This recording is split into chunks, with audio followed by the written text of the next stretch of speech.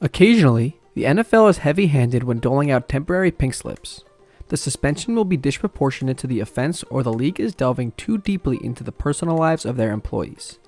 Other times, the conduct that necessitates the punishment is mind-boggling. Whatever the reason, these suspensions warrant a place in the discussion of the most ridiculous in NFL history. Number 10 is Vincent Jackson, who was suspended for 3 games because of unlicensed driving. The San Diego Chargers had a tumultuous relationship with their star wideout, as half of the police, who arrested Jackson for driving without a license after initially stopping him for loud music. It should be noted that operating a vehicle without a license was a probation violation stemming from an earlier drunk driving conviction. The initial charge was arguably deserving of an NFL suspension.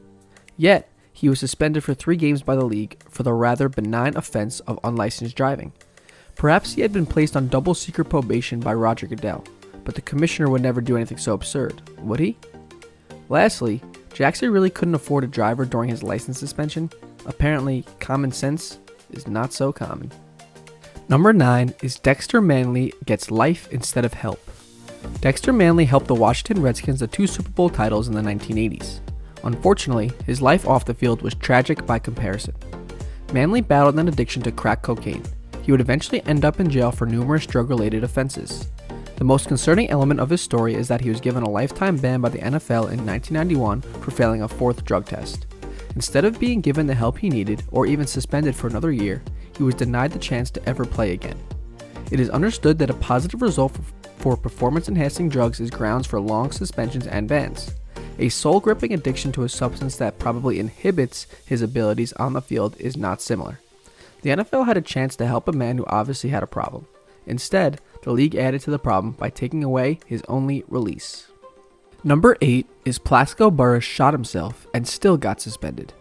Plaxico Burress accidentally shot himself in the leg in November of 2008 inside of a Manhattan nightclub. The above sentence alone would probably been enough to categorize his subsequent 4-game suspension by the New York Giants as absurd. Further inspection reveals that it is even more ludicrous. The fact that he was sentenced to 2 years in prison is absurd. There is a law in New York that prohibits unregistered guns, resulting in a 2-year automatic sentence if violated, which was strictly followed. It seems pretty obvious that the only person hurt in this scenario is Plaxico himself. Sometimes the letter of the law gets in the way of the spirit of the law. Number 7 is Santonio Holmes isn't a terrible person. Anytime a list regarding something ridiculous is created, it is required by law that at least 2 New York Jets references be made. Consider the law satisfied. Santonio Holmes has partaken in smoking marijuana. That much is certain. What isn't certain is why the NFL cares so deeply about this issue. Jason Whitlock has exposed that smoking marijuana is not uncommon among college football players.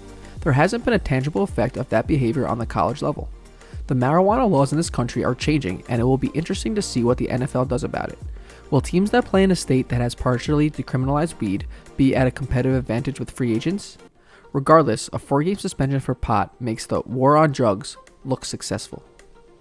Number 6 is Tank Johnson believes in the Second Amendment. Tank Johnson does not seem to understand that he must put away the guns for a few years. He was first arrested for having a gun in his car and placed on probation. Surely he knew after his court date that he needed to be registered to own a weapon. Soon thereafter, while still on probation, his house was raided by the police. Inside, they found 6 guns, including 2 assault rifles.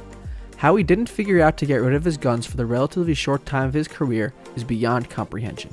For his ridiculous decisions, he lost half of the 2007 season. Number 5 is Albert Haynesworth does the Atlanta stomp. Albert Haynesworth committed one of the most indefensible acts that the NFL has witnessed. While another player was on the ground with his helmet removed, Haynesworth used the opportunity to stomp on his bare head. The motivation may have been frustration due to ongoing antics of the opposing offensive line, but there isn't any room in football for such behavior. The NFL acted quickly, suspending Big Al for 5 games. The act itself was unbelievable. Nobody would have blamed the NFL for going further in their punishment. Number 4 is Stanley Wilson needed serious help. Stanley Wilson is another victim of a system that did not work properly. There's no doubt that he brought his own pain in his life relative to his drug use. The unfortunate and ridiculous part is that the NFL felt it was in its best interest to ban him for life because of his problem. On the eve before the 1989 Super Bowl, Wilson was late to a team meeting because he was in his room using cocaine. Considering the timing of this occurrence, it couldn't be more apparent that Wilson had a deep problem that required help. Thus, the NFL offered him a lifetime ban to get it together.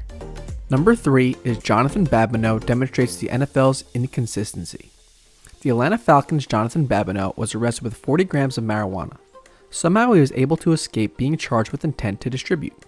This means that the marijuana was for his personal consumption. Soon thereafter, the NFL suspended him for 1 game. If other players are being given a 4-game suspension for failing multiple drug tests, then that should be the punishment. However, if it was his first transgression, the NFL doesn't punish a player for an initial test failure. So which is it, NFL? Number 2 is Terrelle Pryor committed an act that violated the rules. Terrelle Pryor's troubles at The Ohio State University are well documented. The Tattoos for Trophies scandal cost head coach Jim Tressel his job, and several players received suspensions. Pryor also allegedly received improper benefits, including sports cards. All these actions were violations of NCAA rules. None of these acts run afoul of the NFL's guidelines, though. Therefore, the NFL should not have had the power to suspend him for the first 5 games of his career. This situation brings to light a commissioner who is empowered beyond reason. If the NFL is going to suspend players for behavior committed while they were college athletes, the league needs to provide payment for these players during their college careers. And number 1 should come as no surprise, as it is Michael Vick. Ridiculous is not the correct word to describe the events illustrated in the criminal complaint of Michael Vick.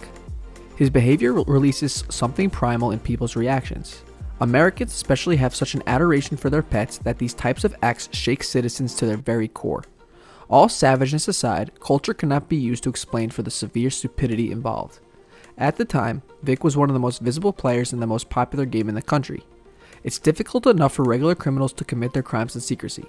There was absolute zero chance that Vick would have been able to finish his criminal career without the world getting wind of it. That's it for today's Sports Mafia video. Thank you for watching. Let me know in the comments what you think is the most ridiculous suspension of them all. And if you like this video, don't forget to subscribe.